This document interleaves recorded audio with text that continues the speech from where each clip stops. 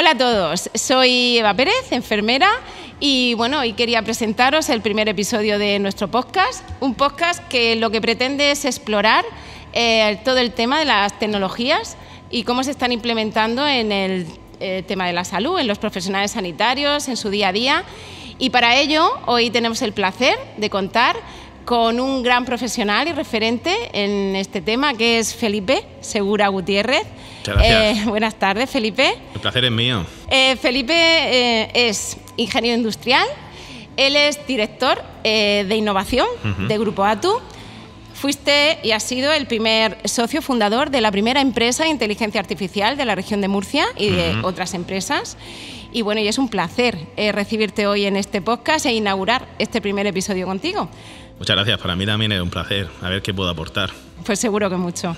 Pues Felipe, quería comenzar el podcast preguntándote. Nosotros los profesionales sanitarios muchas veces no sabemos o no tenemos claro qué rol, ¿no?, desempeñáis otro tipo de profesionales que no sois de nuestro ámbito. Y ahora mismo es interesante y es muy importante que sepamos y que conozcamos, por ejemplo, en tu caso, ¿qué hace un ingeniero industrial trabajando en el tema de las tecnologías y salud? ¿Qué trayectoria has llevado desde que comenzaste en este tema y sobre todo ahora siendo un gran referente en inteligencia artificial? Y contarnos eso un poco, ¿no? O sea, ¿cómo has llegado hasta ahora y sobre todo qué papel desempeña tú como profesional? Comenzar se comienza desde el detalle, aprendiendo los algoritmos, aprendiendo el lenguaje, aprendiendo las capacidades que tiene la tecnología más profunda. Digamos, un rol más de un ingeniero informático, un ingeniero de telecomunicaciones, que es algo más específico, para luego ir a mayores, ¿vale? Cuando digo mayores es que se tienen que entender que toda tecnología de inteligencia artificial se basa en un datos. Y los datos, hace ya un tiempo que han pasado de ser algo interesante a un producto estratégico de las empresas o de la industria. Entonces tenemos que entender que, aunque no lo veamos, el dato en sí es una industria sobre la que se tiene que construir una serie de protocolos profesionalizados, con unos estándares claros, al igual que puede pasar con la red eléctrica, la de telecomunicaciones. Los industriales somos personas o somos profesionales que sabemos organizar procesos, organizar el trabajo y los recursos para que todo fluya de una forma consistente. Entonces, aunque a día de hoy aparentemente el industrial puede pensar que trabaja en una térmica o en una nuclear, realmente el nuevo industrial es aquel que tiene que trabajar también en la creación del ecosistema sobre el cual el dato tiene que trabajar para que entre en crudo y luego salga con más valor, ¿vale? Y esa es mi función a día de hoy. Después de haber pasado 10 años, casi ya 10 años, trabajando a nivel de detalle, con proyectos, después con varios proyectos, después con varios equipos y demás, ahora llega un momento en el que tengo que generar el ecosistema de valor para empresas, ¿vale? En Grupo ATU en concreto, pues mi trabajo es hacer que la empresa innove, hacer que la empresa se capacite para este nuevo mundo y hacerlo de una forma consistente, con una serie de equipos de tecnólogos que saben ya más que yo, etcétera, etcétera. Genial. ¿Me entiendes? Sí, totalmente. Pues yo creo que entendemos un poco más cuál es tu trabajo, ¿no? Y cómo has llegado, ¿no?, a ser este gran referente en inteligencia artificial. Y mezclado también con esta parte que nos comentas, ¿no? Ahora mismo es verdad que sabes que en salud, porque tú te mueves en ese tema, ¿no?, en el tema ese de la salud, de las profesiones que trabajan en ese campo, se están generando muchos espacios, por ejemplo un hub digital, ¿no?, ese nodo, ¿no?, ese espacio donde se unen para trabajar profesionales sanitarios con profesionales no sanitarios, tecnólogos, como es tu caso, ¿no? Claro. Pueden ser ingeniero en telecomunicaciones, diseñador o desarrollador de IA, etcétera. Entonces, ¿qué opinión tienes tú de esos equipos que se generan para trabajar de forma transversal? Porque si no, los sanitarios no podemos solo, porque no somos expertos en tu campo ni en otros que necesitamos. ¿Y qué opinión, pues eso mismo, te genera de que se formen esos equipos, de que se generen esos espacios y de que trabajemos, ¿no?, de forma transversal en este campo? Para mí son esos equipos transversales que no solamente lo necesitan los sanitarios, sino también los ingenieros. O sea, sería un gran error pensar que como ingeniero que sabes hacer máquinas, sabes salud. Efectivamente. Eso es un error. Para mí, ese tipo de equipos son un bien necesario, quiero decir. Hasta hace no muy poco, pues quizá el mundo te permitía ser más especialista, más centrado en tu celda, trabajar en un departamento determinado con una función muy determinada. Pero claro, después de la sacudida que han recibido las empresas, los hospitales, las residencias, todo lo demás, que parece que el mundo está pidiendo otra cosa, tenemos que adaptarnos y decir, oye chicos, ¿qué está pasando aquí? Y trabajar de forma consistente entre nosotros, como he dicho anteriormente, ¿no?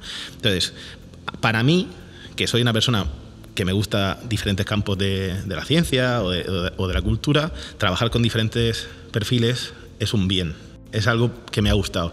Y es necesario porque si no, es que no se va a poder armonizar de ninguna manera las instituciones o las empresas para que puedan ser competitivas en donde estamos. O sea, simplemente para que vayamos armónicos, ¿sabes? Ni siquiera para ser competitivos, simplemente para estar armonizado con el entorno, ¿no? Para otros será un problema de adaptación. Para otros será un problema de adaptación, porque no todas las personas pueden ahora adaptar su mente de su forma de trabajar de hace 40 años a estar trabajando ahora con un ingeniero y trabajando con otro. Entonces, claro, para ellos a lo mejor va a ser incómodo, ¿no? Pero yo estoy muy contento. Además, para mí me ha supuesto una alegría y una felicidad en mi vida, porque ya te digo, aprender me encanta. Sabes mucho, de nada entiendes, pero es necesario. Perfecto, pues yo creo que opinamos igual. Vale, pues y nos vamos a aprovechar un poco hoy de ti y de tu conocimiento, porque hay muchos profesionales sanitarios que hoy están comenzando en esta andadura, ¿no? O sea, vale. Quiero decir, la mayoría de mis compañeros y de todos los que trabajamos en este ámbito no somos expertos, por supuesto, en tecnologías disruptivas y mucho menos en inteligencia artificial. Pero se oyen muchísimos conceptos, ¿no? Conceptos que nos distorsionan un poco, nos hacen, pues eso, descolocarnos un poco todavía más. Y hoy queremos que tú, de forma práctica, sencilla, nos expliques conceptos como qué es la inteligencia artificial, qué es el machine learning, qué es el deep learning, el procesamiento del lenguaje natural, las redes neuronales, o sea, algún concepto que tú consideres de estos, o si puedes todos, para que nosotros entendamos mejor el concepto y de forma práctica y sencilla, o sea... Sí, al pie, ¿no? Sí. Bueno, lo voy a intentar. Yo diría que la inteligencia artificial, de forma profana, podríamos decir que es todo aquel proceso que permite automatizar cuando hay incertidumbre. Cuando hay incertidumbre. Perfecto. No solo un 1 o un 0. Sino algo que no se sabe muy bien. Machine Learning, en concreto, es dentro del campo de la inteligencia artificial, es cuando se utiliza un tipo de programa o un tipo de herramienta informática, que son las redes neuronales, que este programa aprende conforme le vamos dando los datos. No se hace una secuencia lógica de pasos, como se hacía anteriormente. 1, di hola mundo, 2... No, ahora es como que aprende según los datos, ¿no? Ese es el Machine Learning. El Deep Learning yo lo enfocaría más como el Machine Learning, pero con una gran cantidad de datos y en concreto, si estamos hablando de redes neuronales, con diferentes capas, o sea, con una estructura más compleja, ¿vale?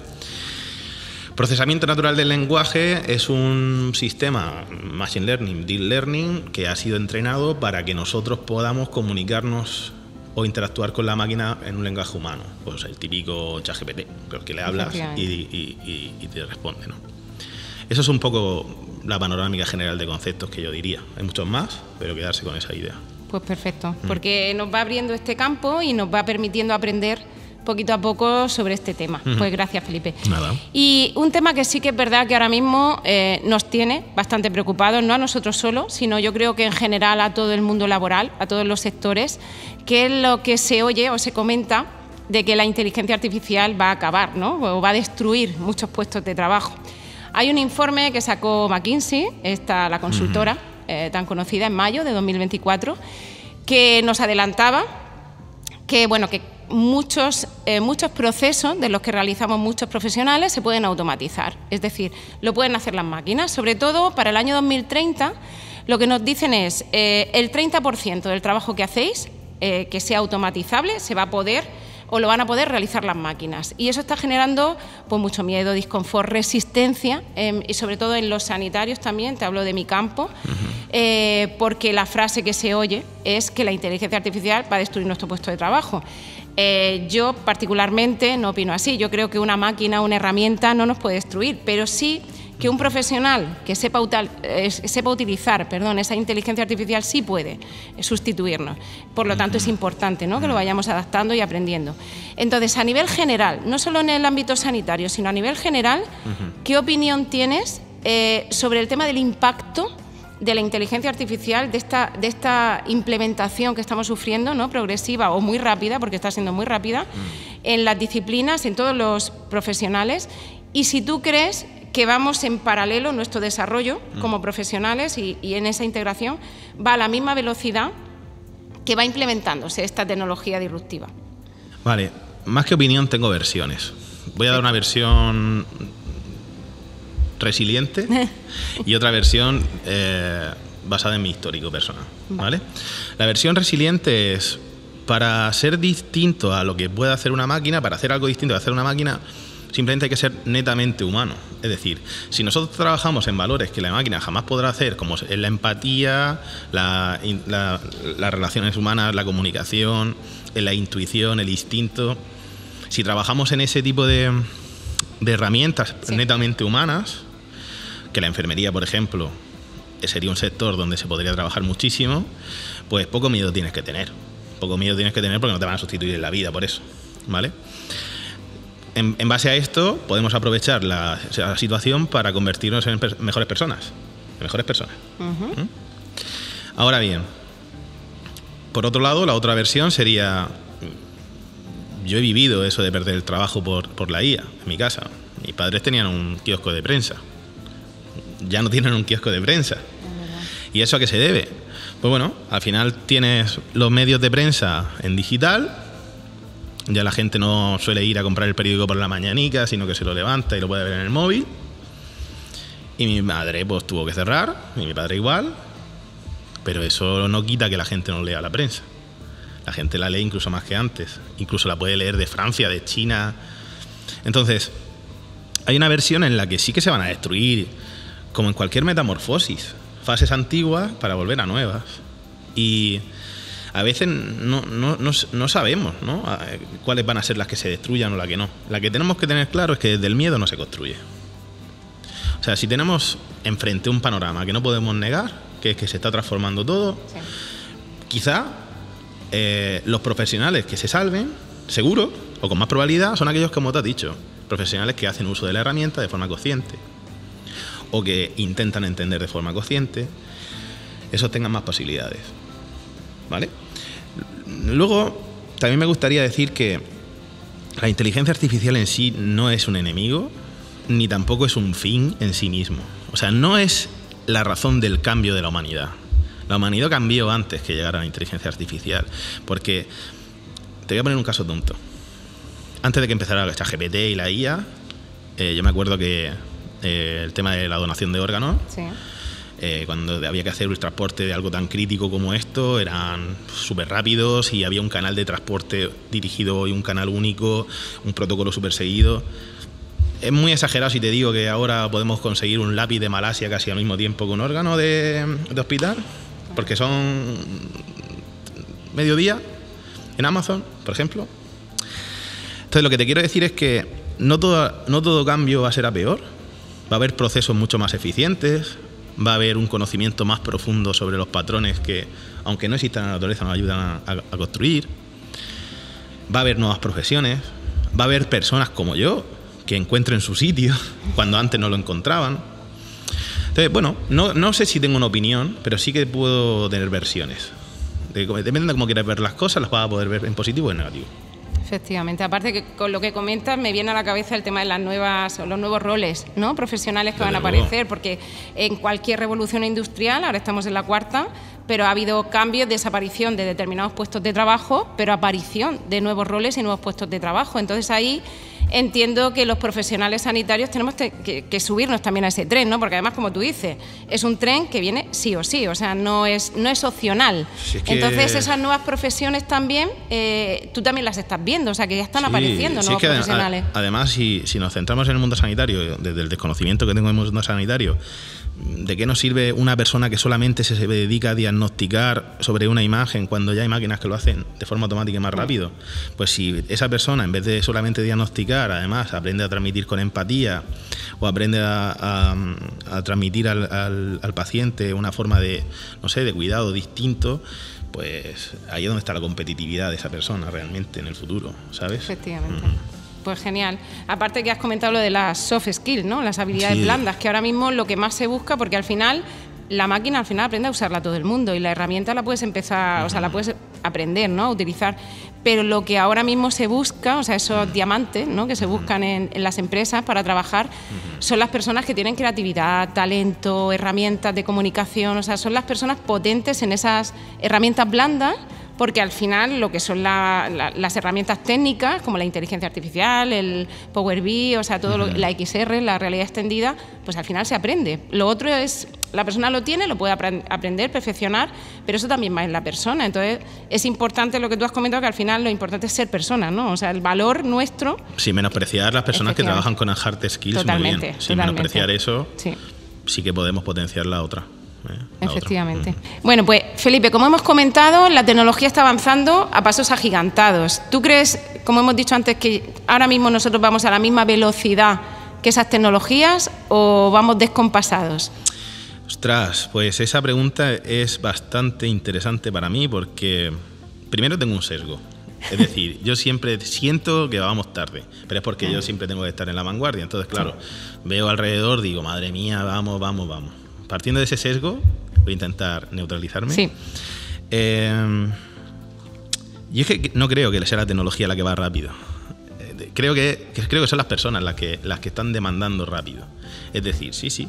O sea, yo creo que la gente es la que quiere tener un trabajo hecho lo más rápido posible o tener un vídeo bonito lo más rápido posible. Es deseo humano puro el que está haciendo que todas las herramientas en sí encajen para poder hacer eso posible. O sea, la tecnología de generación de vídeos, por ejemplo, automática, es algo que está explorándose en ciencia ahora y están empezando a salir las primeras versiones, ¿no? Como Runway, por ejemplo. Sí. Vale. Existe. Esa va más lenta que, por ejemplo, el deseo humano, porque la gente quiere vídeos y todavía no lo tenemos. Y luego hay herramientas que existen que todavía no son usados por los humanos. Por ejemplo, son los análisis de sociales. O sea, tú puedes hacer análisis masivos de redes sociales, de opinión, de tendencias, de todo, y todo eso no se suele hacer por el público. Y sin embargo, o sea, eso es como que va más rápido la tecnología que el humano, ¿no? Entonces, caracterizar el mundo entre vamos más rápido los humanos o la tecnología, te diría que depende. ¿Vale? Como los gallegos. Creo que depende. Creo que va más lento la parte, ¿no? Puedo mojarme un poco. Creo que el deseo humano va más rápido que la tecnología, pero creo que la voluntad por ponernos a trabajar con la tecnología y dominarla va más lenta que la tecnología. Qué buena apreciación. Creo que sí. Sí. Pues lleva razón, no había oído, ¿no? Esta valoración así todavía. Tampoco. De hecho, lo acabo de decir, ¿no? Qué bueno. Perfecto. Bueno, pues por lo que estábamos hablando ahora, ¿no? La velocidad que llevan las tecnologías, la velocidad que lleva, bueno, está impactando en todas las profesiones, como hemos dicho, y el sector salud no iba a ser menos. Entonces, nosotros tenemos un concepto que utilizamos mucho los sanitarios, que es lo que se llama el tiempo de valor.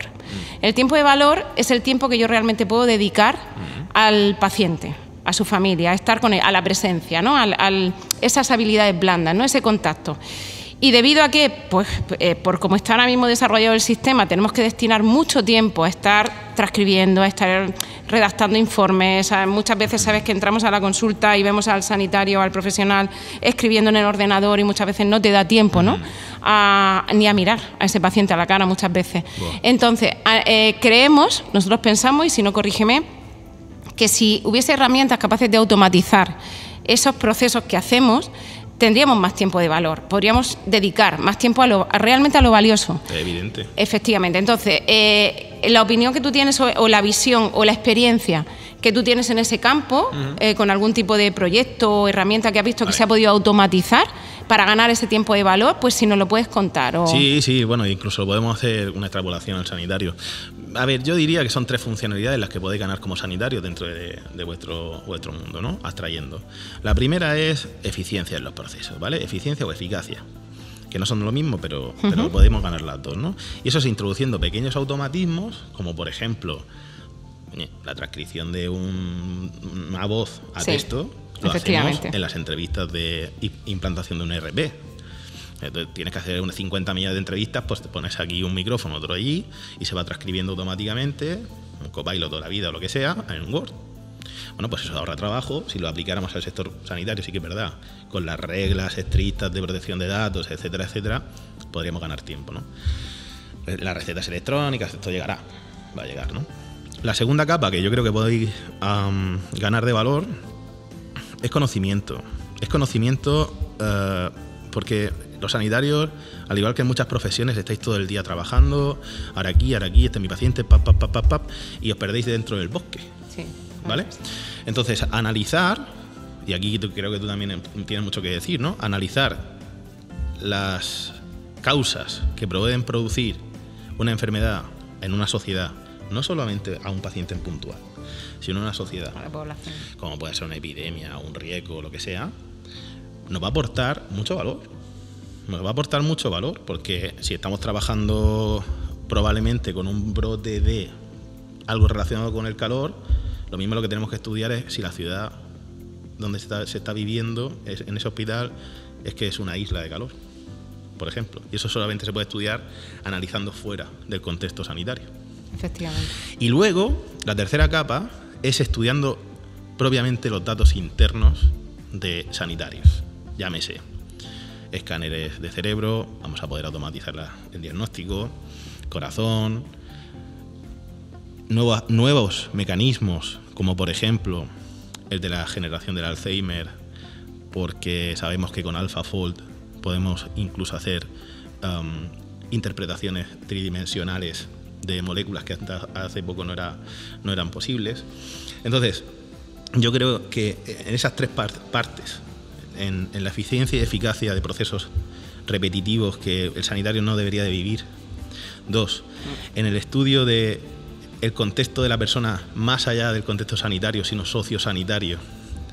Y 3, en la propia aplicación de las técnicas para mejorar el diagnóstico, para mejorar, digamos, la comprensión de la salud, vais a vivir cambios tremendamente positivos.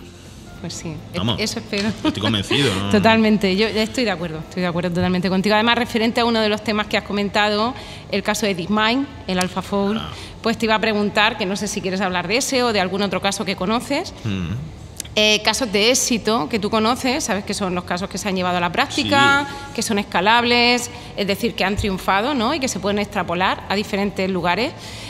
¿Algún caso de éxito que tú conozcas, que en el ámbito sanitario ha irrumpido y realmente está siendo eficiente, como tú dices, o eficaz? Voy a aprovechar que he quedado la semana que viene con él. La semana que viene he quedado con Bernardino, que es uno de los ingenieros de AlphaFold, que es murciano, ¿vale? Sí. Bueno, AlphaFold, que es básicamente la recreación de la proteína en una estructura tridimensional a partir de su proyección bidimensional, que son los aminoácidos, ha supuesto que podamos ver la interacción de las proteínas en tiempo real.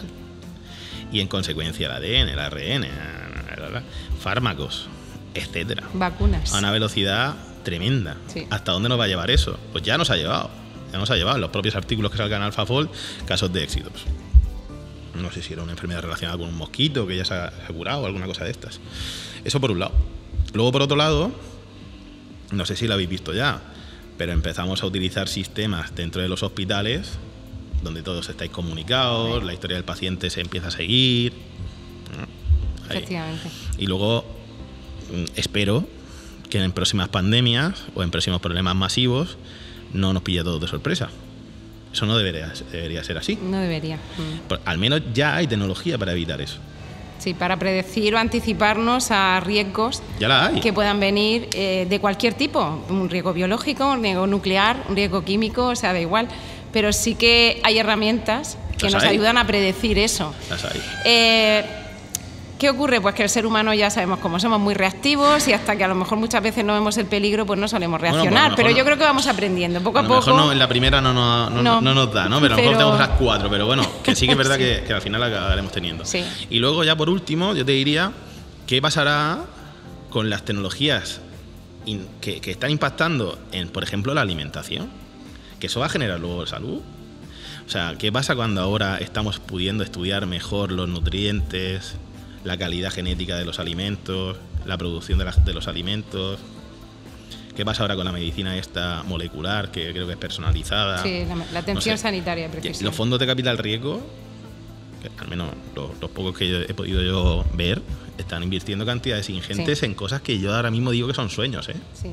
Bueno, y además utilizar herramientas tan sencillas como puede ser, como tú has comentado, ChatGPT, Gemini, Copilot, para coger y que una persona se pueda diseñar su dieta, el aporte calórico, pues los nutrientes que necesita. O sea, hablamos de cosas básicas, que te llega un paciente diabético y tú puedes decir, bueno, como profesional sanitario, voy a ayudarme o voy a apoyarme en esas herramientas simplemente para diseñarle una dieta personalizada a esa persona en base a los alimentos que puede tomar, a lo que no puede tomar, pues todo eso que es algo tan sencillo. Es verdad que en nuestro sector cuesta un poquito porque supone un cambio, un aprendizaje. Es un sector profesionalizado, claro. Pero que sea el sector profesionalizado y tarde más, porque claro, hay que pasarlo a industria. Exactamente. ¿Vale? No quita, ojo, pues con la salud mental. O sea, es que yo mismo, cuando me hago un lío emocional, que a veces no me leo bien las emociones, pues yo hablo con mi ChatGPT y le digo, necesito que me identifiques lo que estoy sintiendo y lo que estoy... ¿por qué me siento así? ¿No? Entonces él me dice, es normal, no sé qué, no sé cuánto, me hace una serie de pautas, yo identifico y supero el problema, ¿vale? Puede parecer que estoy robotizado, pero yo antes no tenía esa herramienta, claro. Y me sentía perdido, ¿sabes? Entonces, pues mira, pues para salud mental a mí personalmente me mejora algo. Sí, eso ¿vale? Mucha gente lo hace con Alexa. Alexa, mucha gente utiliza la Alexa. Bueno, yo conozco muchos casos de pacientes y de gente que conozco que la utiliza pues como un conversador. Es decir, una persona con la que yo estoy sola en casa, nadie me oye, sé que no me va a juzgar, que es una herramienta que está ahí, que me responde y me soluciona, o que si emocionalmente le digo que no me encuentro bien, pues mantienen conversaciones con Alexa. Es muy interesante. Sí. A lo mejor también para la gestión de la soledad. Sí. No sé, yo lo veo un sector muy apasionante. Sí que es verdad que todavía la industria sanitaria necesita introducirlo dentro de los flujos y canales, para eso estamos en los industriales, ¿no?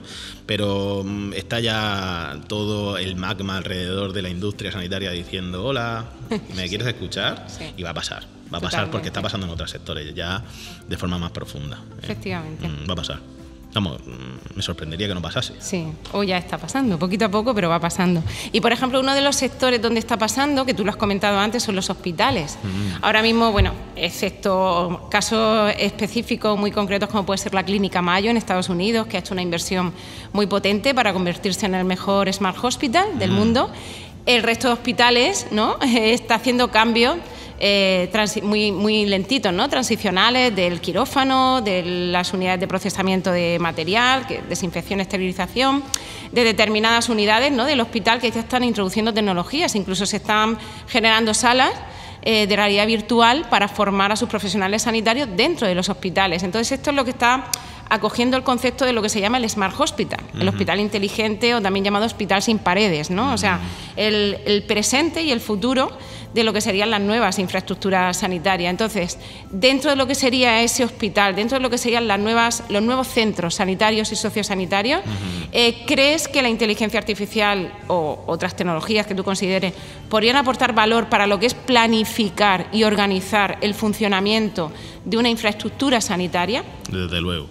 Y te voy a poner casos súper absurdos, pero para que se vean más ejemplos, para que se vea más claro el ejemplo, ¿no? Si nosotros sabemos cuando una habitación está llena o está vacía, igual que se hace con un parking, por decirlo de una manera, pues ya tenemos información. Si cuando un médico o un equipo de médicos internistas, como me pasó el otro día que hablé con un compañero, llega por la mañana y se tiene que distribuir los pacientes, y los pacientes son, que si son infecciosos, si es que se ha muerto no sé quién, si es que no sé cuánto, y se tiene que pasar una hora entre ellos a ver cómo se reparten los pacientes, o eso ya está repartido automáticamente por una máquina, se gana 40 minutos de médico todos los días, ¿no? Entonces hay un montonazo de situaciones en las que vamos a poder utilizar la tecnología en el propósito de la planificación. Es que de hecho la tecnología tiene que ser para eso, para canalizarlo, cantidades inmensas de información, planificarlas y daros a vosotros lo que se importa. El trabajo hecho, sí, o sea, todo aquel que se puede hacer. Sin magia, pero sí con realidades, ¿eh? Se va a poder hacer, porque es que ya se hace en otras industrias. Efectivamente. O sea, la industria inteligente, la famosa industria 4.0 y demás, ya se está haciendo en, pues yo qué sé, en la creación de coches, hazte una idea, ¿no? Hasta el punto de que ya hay una fábrica, creo que es Xiaomi la que lo ha lanzado, que no tiene personas, solamente produce coches, máquinas, ¿vale? No es el caso, ¿vale? El tema del sector sanitario, pero claro que vamos a poder hacer cosas, seguro. Genial. Pues muchas gracias por tu aclaración. Y estamos hablando todo el rato continuamente de los beneficios, ¿no? Que tiene. Vamos a centralizarnos en la inteligencia artificial por coger una tecnología. Pero bueno, como hemos comentado, así en algún caso puntual, pues también hay resistencias, también hay miedos, hay grandes desafíos de cara al futuro con esta herramienta o con esta tecnología. Entonces, de cara precisamente a eso, o sea, en un periodo de 3 a 5 años o 5 a 10 años, no quiero tampoco irme muy lejos, ¿qué desafíos o qué retos crees tú que ahora mismo se van a plantear, ¿no? Con este tema se habla de la supería, se habla de la inteligencia artificial general, es decir, de aquella que puede igualar al ser humano o de aquella que puede superar al ser humano, como es el caso de la supería, que se habla ya, de momento, que yo sepa o que haya constancia, o por lo menos en mi conocimiento, estamos en la inteligencia artificial básica, ¿no? O sea, en lo que sería la simple, pero todavía no hemos llegado ni a la general ni a la supería, que espero que no lleguemos. Entonces, ¿qué retos o qué desafíos de cara al futuro crees tú que nos va a plantear esta tecnología? A mí hay una capa humana que me preocupa y luego hay una capa técnica que me preocupa. La capa técnica que me preocupa es cuando se produzca un salto cuántico, con la entrada de la cuántica, ¿qué va a pasar? ¿No? Y luego, ¿qué está pasando con los datos que estamos produciendo de forma masiva? ¿Quién los tiene? ¿Dónde están? Y lo hablo con conocimiento de causa, quiero decir. Los datos que nosotros volcamos en las redes, contraseñas, direcciones de correo, teléfono, redes sociales y demás, todos esos están filtrados. Aceptar las cookies, ¿no? Cuando le damos a que damos nuestros datos y no sabemos ni a quién se lo estamos dando. Eso están filtrados. Entonces, si no el 100%, muchos. Entonces, ¿qué pasa con esos datos? Esos datos están procesándose por agencias y por empresas y lo utilizarán para mercado o para guerra cognitiva, software o para manipulación o lo que sea. Entonces esa capa tecnológica me preocupa un poco, no porque haya una supermatrix, sino porque simplemente hay personas que tienen superioridad informativa y la superioridad informativa se puede utilizar a voluntad, ¿no? Y la capa humana que me preocupa es la inconsciencia, quizá, ¿no? O sea, tú al final, como decía en Star Wars, creo que, ¿no? O sea, un poder lleva una gran responsabilidad, ¿no? Sí. Entonces, cuando tú tienes una tecnología poderosa y no la sabes usar o no eres consciente de las implicaciones que puede tener, la usas sin discriminar nada, las consecuencias pueden ser duras. Por ejemplo, el uso de los teléfonos en los niños, que ahora además los teléfonos tienen IA por detrás y entonces le dan solo lo que quiere ver el niño y consumir el niño, a lo mejor merma la capacidad crítica luego, ¿puede ser o no? Uh-huh. Luego, ¿qué pasa con las personas que están utilizando la inteligencia artificial de una forma frívola solamente? Que si el filtro de Instagram y demás, pero no lo entiende como si fuera un martillo, como una herramienta, que el martillo puede clavar un clavo, puede hacer daño, ¿no? Entonces sí que es verdad que hay una capa de educación que me preocupa un poco. ¿Y cuáles son las tendencias a futuro de esto? Pues al final centradas en el humano. Es que al final lo hemos creado los humanos para los humanos y así va a ser, ¿no? Entonces, uno, si la sociedad va a envejecer, que va a envejecer, pues todas las tecnologías van a orientarse hacia que nuestra vejez sea más saludable, que nuestra vida adulta esté cómoda, que no nos sintamos solos, y todo eso habrá tecnologías diabólicas y ideologías que no, ¿vale? Creo personalmente que se va a trabajar mucho en la medicina de precisión, uh-huh, con terapias genéticas muchísimo más avanzadas. Creo que la reproducción asistida y demás también va a dar saltos importantes.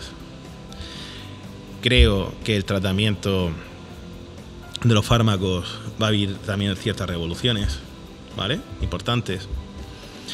Y a 40 años, pues yo lo que espero es tener la misma humanidad que tenemos, la misma, solo que quizá acertando mejor en el tratamiento, teniendo menos zozobra, a ver qué me pasa, a ver qué no me pasa, sino que sea todo más rápido, no tener una lista de espera de 6 meses, que los sanitarios no se tengan que ir cuando han vivido un proceso traumático como cuidar en una pandemia, porque ya sepan que va a venir y estén preparados y estén formados. Una sociedad mejor educada en términos de salud y también en tecnología. Y esa sociedad que afronte retos quizá que sean algo más difíciles que los que tenemos ahora. Estamos, a mi entender, un poco en pañales todavía. Hablo desde el punto de vista industrial, ¿no? Pues imagínate en el sanitario. Sí, estamos muy en pañales todavía. O sea, y además referente a eso, está comentando diferentes apoyos, ayudas que podemos tener. Por ejemplo, nosotros en nuestro ámbito se está comentando mucho el tema de los asistentes virtuales, ¿no? O sea, el utilizar tanto en una unidad de un hospital o en una consulta o para atender a un paciente, precisamente para personalizar, ¿no? Para intentar dar ese cuidado o ese tratamiento especializado a ese paciente, pues tener el profesional, un asistente virtual que te ayude en aquellas dudas que tú puedas tener pues, a la hora de buscar evidencia científica, a la hora de detectar un tratamiento, aunque tú siempre lo vas a validar luego, ¿no? Interesante. Entonces, referente al tema, que yo sé que tú lo conoces, el tema de los asistentes virtuales, ¿cómo lo ves a la hora de encajar en nuestro ámbito? O sea, ¿cómo crees que se puede encajar y si lo ves productivo? Lo veo muy útil y muy peligroso.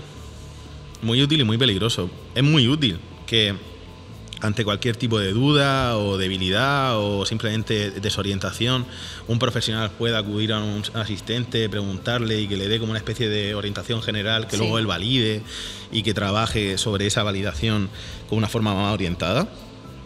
Pero es muy peligroso también si la persona que está usando el asistente no valida o no piensa sobre las conclusiones que le da el asistente. Porque hay que entender que la inteligencia artificial siempre falla. Aunque sea un 0,002%, toda respuesta de inteligencia artificial, casi toda respuesta de inteligencia artificial va a fallar. Va a fallar, no es perfecta, vamos a decir, ¿no? Entonces sí que me preocupa la idea de que se utilicen los asistentes inteligentes para hacer a personas tontas. Para sustituir. Eso sí que no me gusta nada, ¿no? Vale. Pero partiendo de la base de que ese tipo de profesional no es el que va a haber, pues habrá profesionales que ante una duda o simplemente cuando no sabe qué hacer, pues pregunte, igual que hace con su compañero, pues le pregunte a él, a la máquina, y la máquina le dé al menos una orientación sana. Lo veo interesante, muy útil, y también veo muy necesario que si queréis algo así, os impliquéis los sanitarios, porque un asistente como tal no es un reto para un ingeniero ya. O sea, el asistente como tal, 150.000 millones de tecnologías pueden hacerlas rápidamente. El reto está en que sea útil para el sanitario. Y eso implica que vosotros hagáis preguntas, respuestas, validaciones, filtraciones y os pongáis con un equipo de ingenieros. Y hasta que no haya sanitarios que lo hagan y se pongan ese tiempo y no va a salir algo decente. Efectivamente. Además, para entrenar a ese asistente virtual, porque al final nuestras preguntas y respuestas lo que van a hacer es entrenar a esa herramienta. Desde luego, entrenar y además ayudar a entenderlo, hacer que se adapte a vuestro contexto.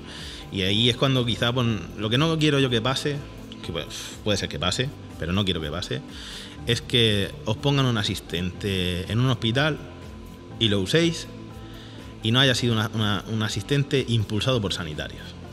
Yo quiero que si hay un asistente en sanidad, que sea impulsado por sanitarios. Que hay un grupo de sanitarios que digan, oye, quiero crear un asistente, ¿dónde está el ingeniero? Ahí tú, ponte, programa, pregunta, respuesta.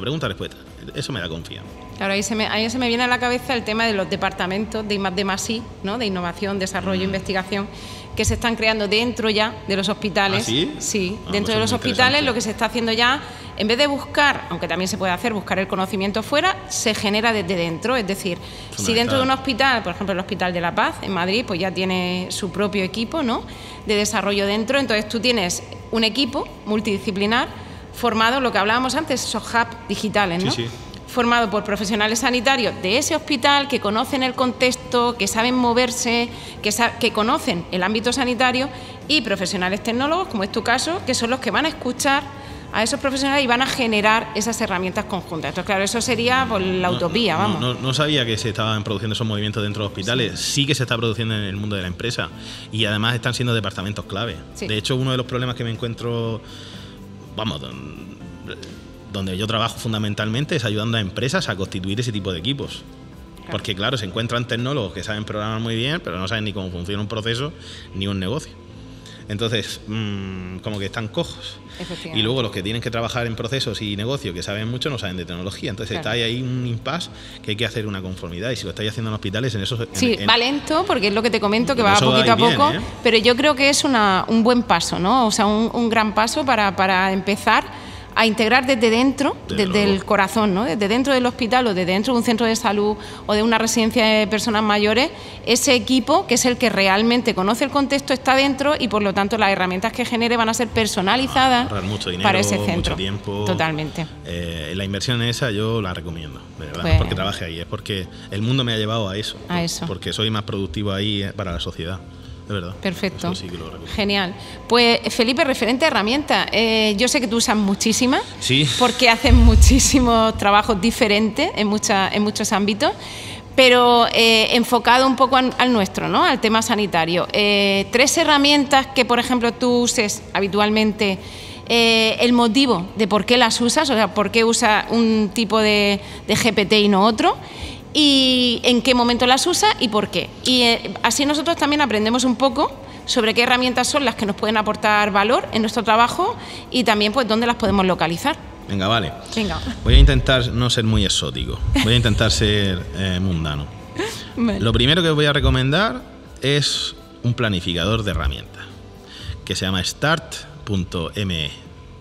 Eso básicamente es que cuando tú abres el navegador, pues tienes con iconitos organizados por tus carpeticas un montón de las herramientas que tú quieras. Entonces, para una persona como yo, que tengo que leer 50 noticias al día, conozco 150.000 herramientas, además tengo un montón de personas, además tengo calendarios y además no sé cuánto, es utilísimo y es gratis. ¿Vale? Es un planificador de herramientas. Bien. Muy interesante. Respecto de una herramienta de IA que utilizo últimamente mucho, ¿vale? Es Gephi, G-E-P-H-I, que básicamente es una herramienta de generación de nodos y de redes. O sea, tú le pasas, por ejemplo, una tabla de Excel gigante, ¿vale? Donde tienes un sujeto, no sé, una persona, con una serie de etiquetas. Pues esta persona es gorda, guapa, no sé qué, no sé cuánto, ¿no? Y entonces eso te genera un mapa, ¿no?, de conexiones entre las diferentes personas, características comunes y demás. Y te permite verlo de diferentes formas y luego aplicar diferentes algoritmos de IA para transformar esa red de una manera distinta, de tal manera que tú puedes identificar patrones comunes que son invisibles al ojo, ¿no? Esa herramienta para mí está siendo muy útil porque yo tengo que analizar muchas veces mucho contenido, mucha información de muchos empleados, de potenciales clientes, no sé qué, no sé cuánto, y eso me permite generar un mapa mucho más visual, ¿no? Y una tercera herramienta que os diría que usarais es un bot de Telegram. Es un bot de Telegram que está conectada a una API que tiene todas las filtraciones de contraseñas, correos, teléfonos del mundo. Entonces, que pongáis ahí vuestro teléfono, vuestro correo y veáis si estáis o no seguros en la red. Como un filtro de seguridad, o sea, para saber si tú en ese sentido, sí. ¿No? Perdona, has comentado lo de API, Felipe. Sí. ¿Puedes explicarlo? Sí, ahora lo explico. Antes de nada digo el nombre del bot, XXX Leak. Ahí podéis poner vuestro correo electrónico y os dirán, la contraseña es esta, vives en tal sitio, no sé qué, no sé cuánto. Y si veis que está, oye, pues tenedlo en cuenta. Luego te hago una prueba. Vale. Y sí, una API es básicamente... entre los programas informáticos, ¿vale?, también tiene que haber comunicación entre datos, ¿no? Para que se comuniquen entre ellos fácilmente, se ha generado una especie de puerto de entrada y salida, ¿no?, de información, puntos únicos de información que se llaman APIs, ¿no? De tal manera que tú le dices, oye, si te quieres comunicar con mi software, escribes este comando y me das esta letra y entonces yo te voy a dar el volver esto, ¿no? Es como que se ha producido ese estándar de comunicación, ¿no? Entonces el API básicamente es eso, es un envoltorio a un software para que te puedas comunicar con él desde fuera de una forma sana y rápida, y desde cualquier punto del mundo. Esas 3 herramientas os las recomiendo. Pues genial, Bueno. fenomenal. Pues mira, hemos aprendido muchísimo. Bueno, Felipe, y ya para terminar, después de todo lo que nos has comentado, que yo sé, bueno, si entramos en el tema de ciberseguridad o computación cuántica nos daría para mucho más tiempo, pero bueno, ya repetiremos otro episodio de podcast contigo. Pero sí que, llegando ya al final, como una visión general, una visión un poco, ya sé que antes te pregunta por los desafíos, pero ya a nivel integral, ¿no? El futuro que viene, la situación que nos viene, ¿cómo nos recomiendas que los profesionales sanitarios nos preparemos para esa situación que ya está, pero que creemos que va a ser mucho más rápida, como tú comentabas, y que tenemos que empezar ya a dar el paso al frente para integrarnos, ¿no?, en un buen sistema sanitario, en un buen Smart Hospital? O sea, ¿qué nos recomiendas tú? Vamos a, por escalonar o por organizar 5 pasos o 5 puntos, 5 o 3, los que tú consideres que deberíamos cumplir o llevar a la práctica. Te voy a dar uno. Uno solo, pues venga, lo que tú nos digas. Uno, pero que es el primer paso que todo sanitario tiene que, a mi entender, hacer, y es difícil. Y es aceptar que no vais a ser suficientes personas para atender a todo el mundo que va a haber. Cuando aceptéis que no vais a ser capaces de atender la demanda, empezad a pensar cómo atender esa demanda, porque la tenemos que atender, ¿eh? Entonces pensaréis en herramientas, en nuevas formas de pensar, hablaréis con los compañeros y se derivan los pasos siguientes. Pero el primer paso es ese. Asumid que vais a estar desbordados, 100%. Pues porque el mundo va a eso. Necesitamos ayuda, lógicamente. El mundo va a eso. De hecho, la Organización Mundial de la Salud, ahora recuerdo en base a lo que estás diciendo, para el año 2030, es decir, dentro de nada, dentro de 5 años escasos, 6, nos dice, según los estudios, que van a faltar 18 millones de profesionales sanitarios, solo en el año 2030. Si a eso le sumamos, como tú decías, esa inversión, ¿no?, de la pirámide poblacional, de personas mayores, que cada vez van a haber más, porque cada vez están habiendo más, pues nos vamos a juntar más personas crónicas complejas, pacientes vulnerables a los que cuidar, es decir, que necesitan más dedicación y más cuidado, y menos profesionales sanitarios. Pues necesitamos, como tú decías, una API en medio, que van a ser al final las herramientas que nos van a ayudar a conectar, pues como sistemas de telemedicina, monitorización de pacientes, wearables, o sea, sistemas de saber si un paciente se encuentra bien o no a través de unas constantes vitales que podemos tener monitorizado. Entonces, lo que tú dices, tomar conciencia. Sí, porque habéis elegido una profesión que no podéis decir, no voy a atender. Claro. O sea, si el mundo se pone a demandar, vosotros tenéis que estar. Efectivamente. Entonces, o buscáis ya las mañas para poder dar esa demanda, o vais a estar muy estresados. Lleva razón. Es el tratamiento preventivo, ¿no? Sí. Muchas veces en salud dicen, cuida tu salud para luego no tener enfermedades, ¿no? Pues esto es igual, es decir, cuida tu trabajo para no tener desbordamiento. Pues sí. Y si además hay personas como tú que ya sabéis un poco, porque lo habéis trabajado, ¿no?, habéis vislumbrado el futuro, sabéis dónde poner 3 o 4 dedos con presión para que el cuerpo empiece a moverse, pues es que te pregunten y tú hablar, ¿sabes lo que te digo? No hay mucho más. Es lo que se pueda.